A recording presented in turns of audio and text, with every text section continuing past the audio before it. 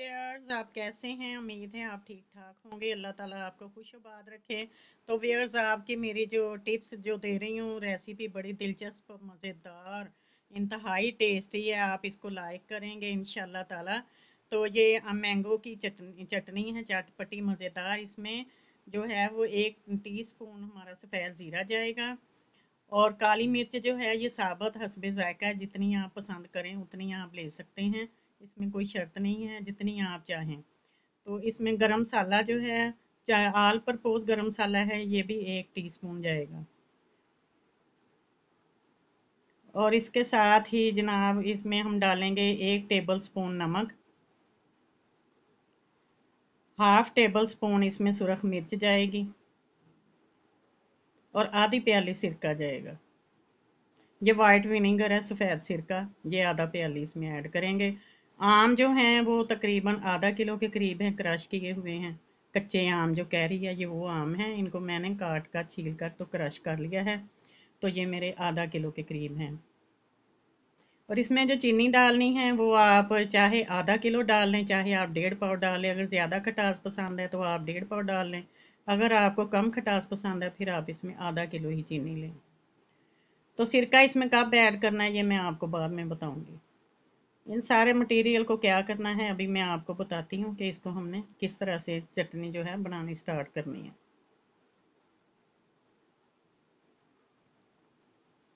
ये सारी चीज़ें जो हैं वेयर्स, जिनको हमने कढ़ाई में डाल लेना है सिरके के अलावा। सिरका इनमें हमने शामिल नहीं करना, इसमें सिर्फ चीज़ें शामिल करेंगे।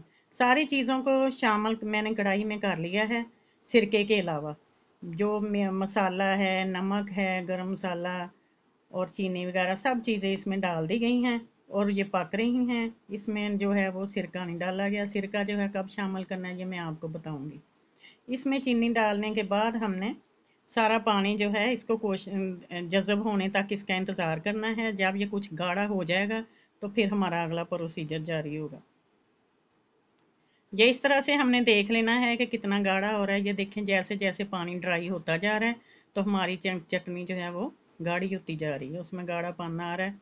और ये बहुत टेस्टी मज़ेदार चटनी बनेगी। इसमें बहुत ज़्यादा मैंने स्पाइसी नहीं किया। आप ब्रेड के साथ भी इसको ले सकते हैं, चपाती के साथ ले सकते हैं। खाने के बाद इसको आप टेस्ट कर सकते हैं। ये हाजमेदार भी है और खाकर आपका मज़ीद खाना खाने को दिल करेगा।